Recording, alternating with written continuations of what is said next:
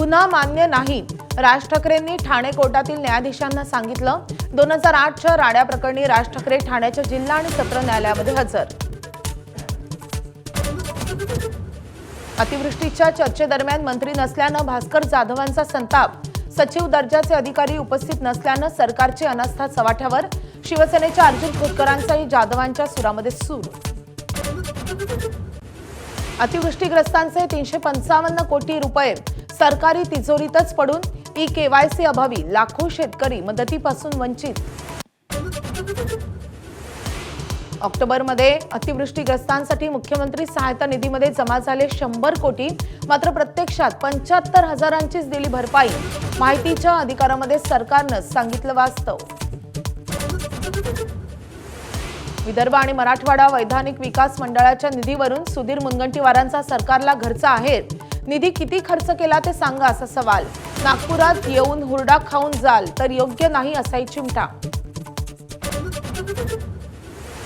अतिवृष्टीग्रस्तांच्या मदतीसाठी आतापर्यंत 32 शासन निर्णय जारी केले आणि 21,000 कोटींची मदत दिली। कृषी मंत्री दत्तात्रय भरणे यांची माहिती, 30 जूनच्या आत कर्जमाफी देऊ असा पुनरुच्चार। महापालिका निवडणुकीमध्ये सोयीनुसार होणार महायुती। मुंबई, ठाणे, कल्याण, डोंबिवली, नाशिक, नागपूरमध्ये शिवसेना भाजप एकत्र लढणार। पुणे आणि पिंपरी चिंचवडमध्ये भाजप विरुद्ध राष्ट्रवादी सामना रंगणार। मुंबईत शिवसेनेनं मागितल्या 227 पैकी 90 ते 100 जागा। समिती स्थापन करून जागा वाटप ठरवणार। चंद्रशेखर बावनकुळेंची माहिती, तर महापौर पदाचा निर्णय मात्र फडणवीस, शिंदे आणि अजित पवार घेणार। तपोवनमधल्या वृक्षतोडीचा विरोध कमी करण्यासाठी नाशिक महापालिका 15,000 झाडांची लागवड करणार।